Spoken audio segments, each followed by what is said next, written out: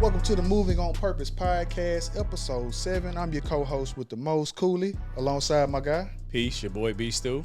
Man, we back for another episode. Shout out to the Houston Prestige Project, and shout out to all of our supporters out there. If you'd like to be one of our sponsors or one of our partnership people, one of those opportunities, hit us up, man. You know what I mean? We'll definitely show love to you, put you down here in the captions. If y'all want to collab or anything like that on the podcast, outside the podcast, please do not hesitate to reach out to us. Again, this podcast, we peel back the layers of fatherhood, marriage, and life in law enforcement while sharing a few laughs, man. So let's jump into it. Real quick, man, before we get started, man. Do you got to deal with sunglasses, man? Because every episode you got on some shades, man. I need one like Prime. Man? Let us know. I need one like Prime, man. Hit him up, man. I like to switch it up, man. So for all y'all out there who had something to say on the episode a little while ago, I have address them. I have bad allergies right now, and I took my allergy pills and I put eye drops, and my eyes were still red and a little puffy, and people was asking if I had got beat up. No. So if he fall asleep on the episode, he just told you why. No, I got beat up by Houston allergies. That's what I got beat up by, not physically. So y'all let me make it until I start taking back my allergy shots, okay? So today we're gonna break down what we got. Silent killers, okay? Overthinking, outside noise, fear, and self-doubt. All right. Can it help us grow, or can it stop us from moving forward? What you think? Damn, I just think in general, overthinking is a killer. I just don't think it's healthy to you. Gift or a trap? I think it's a trap. It's a trap? I believe it's a trap. I mean, you overthink. You start to doubt yourself with confidence and things like that. You prolong things that you're excited to start projects, clothing lines, different things that you might have an interest for. Yeah. I think the longer that you wait, the more you self-doubt. I agree with you, man. So for me, man, overthinking, I don't look at it as a positive either. I'm right there on the same page with you, right? So there's a lot of ideas that I feel like we all take for granted. And I feel like each one of us individually, we have a different kind of internal voice that we have in our head. Right. And so we also, we have our connection with God or whatever deity or higher, being that you believe in. Mm-hmm. So whenever you come up with those ideas, those are not just because you came up with it. No, right. Those ideas are being sent to you, and those ideas are being planted in your head. And it's up to you to act on them and see them through, right? They're just an idea before you put them on paper or you put them, you write them down and make them a goal. It's just a dream. Okay. So I think a lot of people feel like, oh, man, I had this real cool idea, and you don't write it down. You don't talk about it. You don't put forth effort to put steps together to try and bring it to life, and you assume that you have unlimited time to bring it to fruition. Somebody else might come up with that idea. You might not never speak to a person and then next thing you know, that idea that you had that you've been sitting on is now already done. Do you and your wife ever watch Shark Tank? I've seen it before, yeah. So me and my wife, we always watch a Shark Tank with the like we're both like creative thinkers, okay, and try and find and fill voids in everyday life, in our professional lives, with our kids, just in general, right? So whenever we watch Shark Tank, some people were like, "Oh man, that's awesome." I'm like, "Damn, I should have thought of that." Yeah, like man, I too late. Exactly, right? So, for example, man, like my children's book, I had that thought in my head for some months. And I just kept hearing it. I felt like the volume was down on it low. And I just kept on pushing. So let me ask you this. What sparked you to go ahead and – you were sitting on it for months. But what made you go ahead and just follow through? I think I saw a video. So I saw a video of Denzel. And he gave this kind of metaphor. He said there was a man. He was on his deathbed. He was deathly ill. The doctors told him he didn't have much time to live, right? Mm-hmm. And so all his family came, and they were saying their goodbyes to him and telling how much they love him. And he's looking up, and he can barely see. Everything is kind of blurry. And so his family's in and out. The doctor comes in and leaves. He closes his eyes, then he opens them, and when he looks up, he can't really make out. He sees these figures, but they don't have faces, but they're Right. mad. He could tell that they're mad by their body language. He could tell they're mad. And he's like, who are you? What is this? And they said, we're your ideas. We came to you, and you didn't do anything with us. And now we're about to die with you. So you go to a cemetery, man, there. And you see all those headstones. Think about all of those ideas that people took with them. That people took with them that thought that everybody must be thinking that, oh, somebody else will do it, or, oh, I can't. You'll talk yourself out of things by overthinking when the hardest part is just doing it. And so to answer your question, man, I think I saw that video and it made me like snap out of it like, whoa, who says I have that time? And I remember laying in the bed and I kept on seeing it. I kept seeing how I wanted the illustrations to be. I kept seeing how I wanted the story to play out. I literally rolled out of my wife was asleep. I rolled out of my bed. I went downstairs. I opened my laptop and I sent the email to myself and I just started typing. And I literally was just sitting there typing for maybe like an hour and a half, and before I knew it, I had the book done, like 3/4 done. I had never written a children's book before. I didn't even know what that looks like, how it would. But so I started to think, like, if I was an illustrator, because I can't draw like that, I said, when I give this to an illustrator, I need to tell the story, but I need to give an example and give a description of what I want those characters to look like and be doing in that part of the book. Okay. And I just did that, and I kept it close. And we'll talk about that in a little bit in another segment about like outside noise. Okay. But I kept that close to the vest. I kept my dominoes close to my chest. I didn't tell too many people. Yeah. But when I got it together and I felt comfortable and confident enough to share it, I was like, I ain't tell nobody. And I said, hey man, look at that for me. Just tell me what you think. Start reading like, man, where you get this from? Yeah. Now, to go off of what you said, you kept it close to yourself. You didn't really share it with a lot of people. Some people view that as a bad thing, it's wrong to do. What's your viewpoint on that? You can't share your dreams and your ideas with everybody because a lot of people will push their limitations off on you, and they may not even realize it. But if I share a dream with you and you don't have the capacity to see the vision like I do, right? You may say things to try and discourage me, you know, without even realizing that you're doing that. Like, man, are you sure you, like, how you going to pay for that? Just be negative without knowing. Exactly. They don't realize that. Have you ever had a idea or a dream, like the podcast that you had in Cali, man? Like, how did you get started with that? Was it something that you just did, or? For me, it was just something I wanted to be behind the scenes for. Okay. So I wanted to start a production company where I just produce podcasts. Okay. But, you know, sharing it with people, like you said, negativity, oh, man, that's not going to fly, this and that. And then I want to say maybe like 6 to 8 months later, everybody started doing podcasts. Okay. So I was like, see, if I would have started when I said I was going to start it and get to it, it would have been, you know, before everybody got to it. But like you said, a lot of people are negative because of self-doubt or limitations they put on themselves. Yeah. So if they feel like they can't do it, they're going to block you for you trying to do it. And then that starts your self-doubt and all your confidence gets rattled and whatnot for some people. Yeah. But and so for that kind of goes into the next segment, which is outside noise, right? Mm-hmm. So that outside noise, you said some people look at sharing your ideas as like, man, that's not a good idea, man, because then somebody can take it or somebody. Well, my mindset, like we said in the other episode, is like, yeah, you might be able to try and take it, but like that vision wasn't sent to you; it was sent to me, so it's still not going to be the same as what I. And I think it depends on who you share with. I agree. You know what I'm saying? You got to know, you know, what type of friends you have around you, who you can share stuff with, who's going to try to steal an idea, who's going to try to make it theirs. You got to know people's intentions before you do it. It's like know your personnel. I agree. Know who you're working with. But let's transition into the next, you know, outside noise and negativity. For you, is that fuel or is that a distraction? It's fuel for me. And I'll give you an example. Like when I was a rookie officer, I had less than 5 years on. Mm-hmm. I give 2 examples at the same station. I'm at the station. I'm fresh out the academy. I'm working on night shift. Me and my partner, we running calls. We having a good time. I'm like, man, I can't wait to get a taste of day shift. Right. And so whenever those day shift spots come open, the way it works is they'll do a poll through the email and let you know, and then they'll have a piece of paper on the wall, and they'll have lines 1 through however many, and you go write your name and your payroll. Okay. And so they put that paper on the wall. I'm turning in my work card. All right, let me put my name in. Like, Rook, what you doing? Putting my name on the hat? In the hat? Y'all got to tell me no. Yeah. You know, and say, let me, you ain't going to even sniff day shift. I said, that's fine.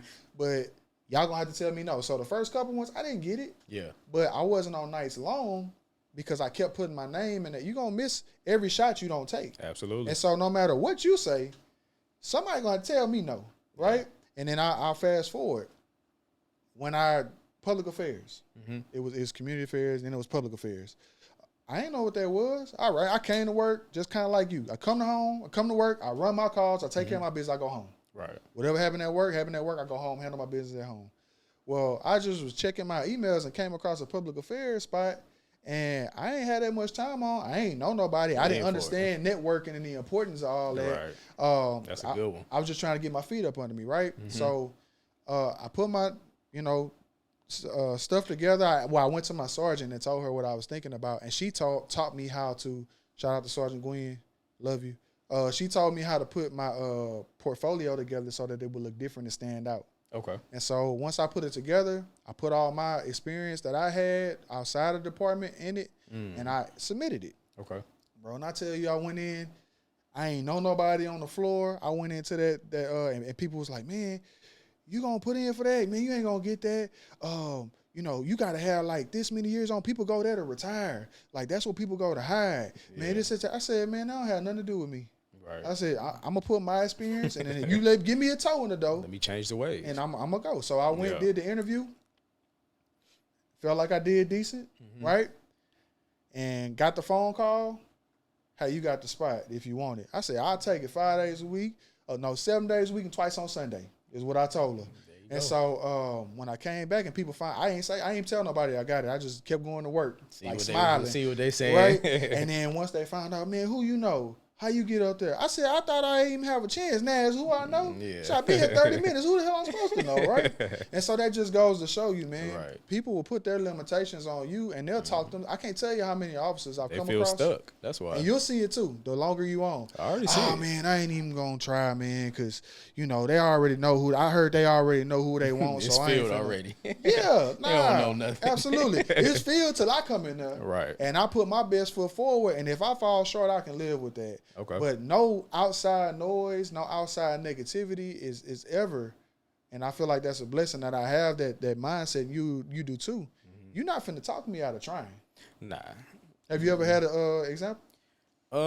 I mean, just anything in life. For me, I always come at it with being the underdog. So I like to stay in my lane. I like to do my work and see where it takes me. Absolutely. But the outside noise, I like it because I feel like if people aren't being negative towards you, then you're not doing something right. So I feel like if people are being able to be negative or, they kind of hating on you or think you're not going to get something, you're doing something right and they're kind of intimidated or they worried. It's competition in their eyes. And I don't view anybody as competition because we got the same 24 hours. I do what I do in my hours. You do what you do in your hours. And we see who gets the position if we put in for something and something like that. So I trust my work ethic to get me where I want to go. Absolutely. And that's just how I kind of go about that. That's good, man. Keep that same approach, and it's going to take you far. I mean, it's already taking you far, but keep that same approach, and it's going to help you to advance and move and maneuver where you want to go within your career. I'll say this, man. I feel like the loudest voice is not the outside voice. It's the voice in your head, right? And that kind of transition us into our third segment, which is fear. Is it a barrier or a GPS to where you want to go? Right?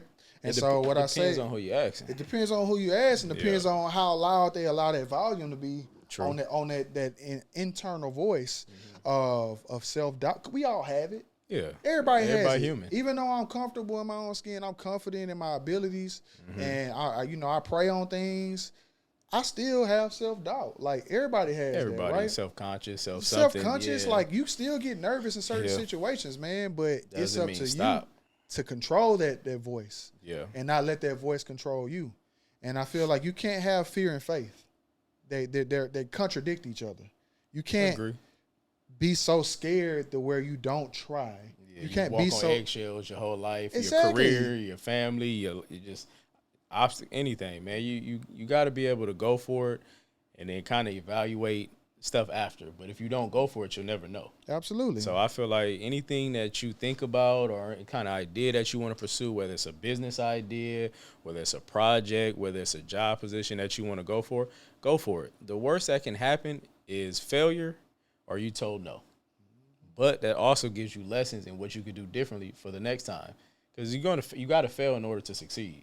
You have to. Nobody just strikes right off the bat. And it's, a couple people might, but it's rare. Yeah. So you got to be able to go and try something, learn, fail. Okay, that didn't work. Go back to the drawing board. What can I do next? But you can't be afraid of it. But you got to have that resilient attitude have that dog to in do you. that, man. And that helps us. You learn that. That's what I love about sports. And we talked about that in another episode. Like, some of your best lessons come in losses. Yeah. And, you know, whenever somebody tells me no, that means next opportunity. I'll give you I'm an example guy. I'm a story guy, right? Been living for a long time, man. You got enough examples for everybody. Teach us, man. I'm trying to share that game. So when I started my hustle with the vending machines, right? Mm-hmm. I went to an OG and I asked him to give me the game. I took notes or whatever. Right. And he was like, first thing I want to tell you, he said, go and find your location first before you buy your machine. I said, okay.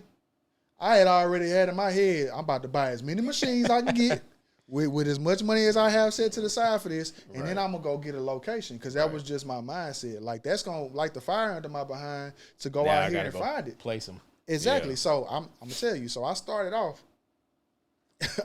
downtown, and I was like, man, I'm going to hit all these little spots on the feeder, like the hotels and stuff like that. Right. Bro, when I tell you, I went into every hotel, every little small business that I felt like would need a vending machine. Already had one. No. Already have one. No. And so I just kept on. When I gave him my card, I said, well, let me leave you with my card, man. If you change your mind, just go ahead and get back to it. By the fourth place, I'm turning around. Somebody could be like, man, I don't want to do this and just quit. I just kept telling myself as I walked out the door, no means next opportunity. Somebody going to say, yeah. Next opportunity. So by the time I got from downtown to the Woodlands, going northbound, I got to the Woodlands and I went 100 no's. That's it don't okay matter though. Because I'm gonna tell you about another no. So by the time I got to the doctor's office, kid, I walked in there and I had my little spiel down by that time. I said, I think I want to provide a service for your customers. Right. I feel like this and other. I'll do the overhead, blah blah blah. He said, man, that's a great idea. Yeah. I said, okay. Oh, you bypassed it. Yeah, I was ready for the no. I had already got used to it. Time. I was ready to go to the next spot, and so I was like, so the contract, I'll bring the contract back, and so I had to figure it out. But if you condition yourself and you're callous to no's and to failure and learning from it, life is just going to help you professionally. It's going to help you in your marriage. It's going to help you in sports. I feel like it's a cheat code. Yeah, in a sense. I think so. Can you have any examples of when you feel like you've had that next opportunity mentality? I mean, just kind of with everything that I kind of navigate through, man. For me, I don't get everything right on the back. So just whenever I have an idea, like the podcast, you know, the podcast didn't take off. I had to figure out I'm not going to sit on the podcast by myself and just hear myself talking. So I had to look for co-hosts and different things like that. Yeah. I got a bunch of no's. No. Then I just reached out, to one of my close friends. And at first he wasn't feeling it. He's like, man, I don't want to do that. That shit, and ain't nobody going to listen to it. Yeah. I'm like, all right, bet. So I just kept on going. I don't know if he watched the podcast or two after he told me no and then seen another vision, but he finally said yeah. And then after he said yeah, another close friend said yeah. So now I got 2 co-hosts. Okay. And we got started. Yeah. We kind of went from there. And then somebody reached out to me to produce there. So just kind of sticking with it and trying to find just the people to make it work. It was just, at first, it was just like, man, this ain't never going to happen. But if I gave up like you did with your vending machines, it probably wouldn't have happened. I would have been like, all right, let me pack all this stuff up. Let me sell it. Let me figure out the next thing to do because this shit ain't going to work. Yeah, podcast ain't going to work. So let's try something else. But nah, I just stuck with it. Like you said, had that mentality. Always the underdog, always. For me, I use it as fuel. I like when people tell me I can't do something. I take it as I'm very competitive. So I'm going to take it as a challenge to make sure I'm able to do it. And you're not proving them wrong. You're proving yourself. I'm proving myself wrong. I don't care. They already said, no, I don't really care. I just use it. I'm like, I don't know if you've seen a documentary with Michael Jordan. He took every little thing personal just Man, so he could be competitive. We was all on lockdown during the pandemic. So I'm kind of like that. Like, I took that personal. Did he say something? Or I think he said I can't. Like, man, he didn't even say one word. I just said, excuse me, man. I was trying to walk by. He said I can't. So now I'm in my competitive mode. But I just take that aspect with kind of everything. With work, learning stuff on the fly, knowing how to do stuff, not being afraid to jump in and be like, I'll do it even though I don't know how to do it. But I'll figure it out, though. Yeah. But, that's just my approach to things. So for my people that's from Houston, I'm going to take y'all back to a time. 2005, 2006, right? So man, I'm 18. I'll tell you where I was at. Listen to me now. I'm 18. You don't know about this. You new here. It's called the Roxy. There was a club here called the Roxy, and what they used to have was... You see the producer in the back shaking his head. He wasn't even born yet, man. I got over here like, yup. So the Roxy was around for a minute. So the Roxy was a very well-known club. It's been around for a little while, right? But the thing that they had that kind of set them apart is they had 18 and under night. So when I turned, my mom didn't really let me do much. I didn't go to many parties when I was in high school. So I'm 18. I'm getting ready to go to college. Mm-hmm. I start, one of my homeboys, James, he come pick me up in his teal Honda Civic 2-door. We all pack in that and we go to it's Thursdays, was 18 and under night. So we went a couple times and I could see boys didn't like rejection. Rejection never bothered me.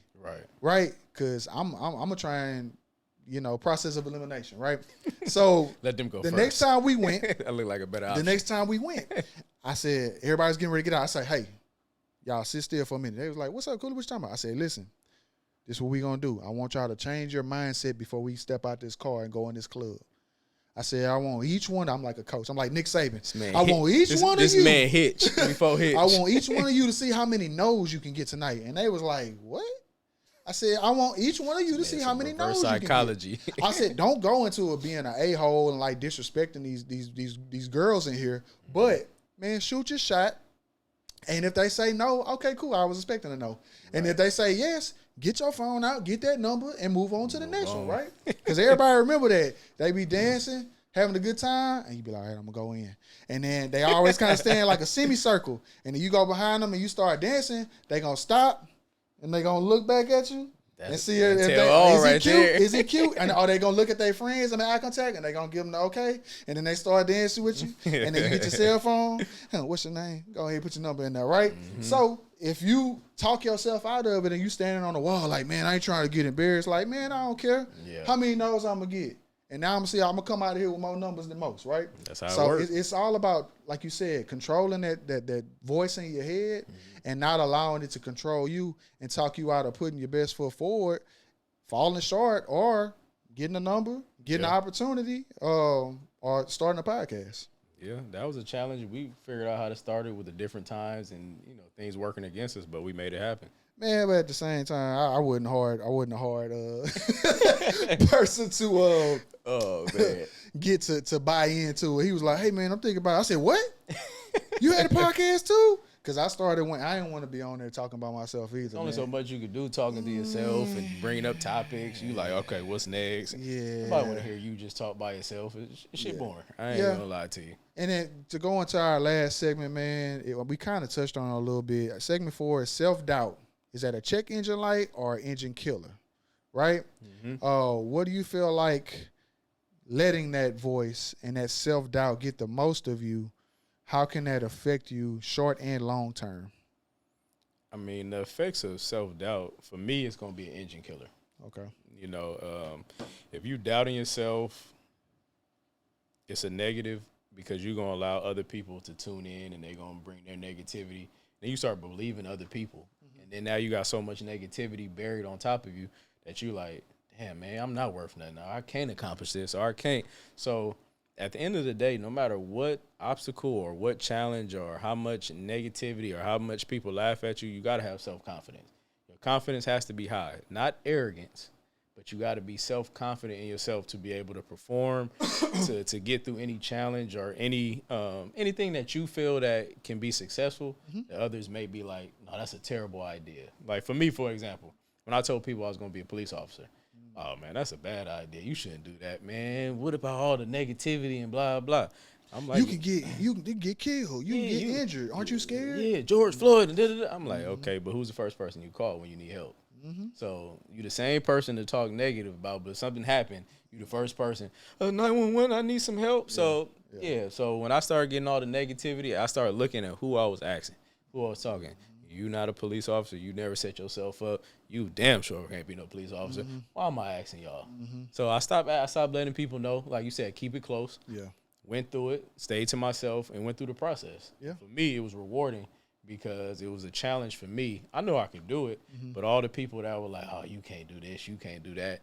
And then for graduation day, it was just like, it was reassuring, like, I did it. There you go. Yeah, I did it. On to the next. What's the next You took challenge? the scenic route to get there, man, but you ended up where you were supposed to be. Absolutely. And like you said, man, you got to hold your dominoes close to your chest. You can't show everybody what your moves are because people secretly hate on you. They'll project on you, right? Yeah. And I'll say this as far as the self-doubt, I feel like it's check engine light too. It's a negative thing.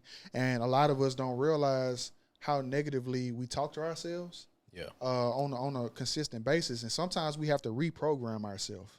Right. And that may come with positive affirmations.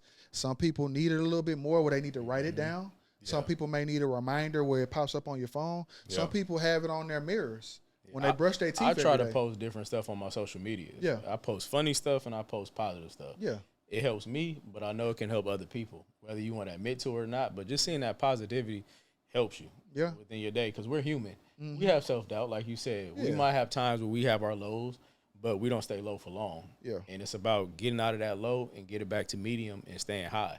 And that's what helps you get through a lot of stuff. I agree. And there's so many like free avenues that you can get stuff. Like I'll go on YouTube on my way into work and I'll type in, you can just type in motivational videos, Motivation University, that helps me too. Motivation Addicts. And they will have chopped up videos of like coaches, motivational speakers with music, with video attached. And if you ain't fired up after watching that, man, you don't have a pulse. You need to go get your blood pressure checked, right? Yeah. So that may be, you got to figure out what works for you. Absolutely. But like I said, some people write it on their mirror so that they see it every day. For me, with my kids, with my daughters, I would always kind of program them before they would go to sleep when they were younger. Now I know that they have it. I'll check with them every now and then. I say, hey, mama, what are we saying?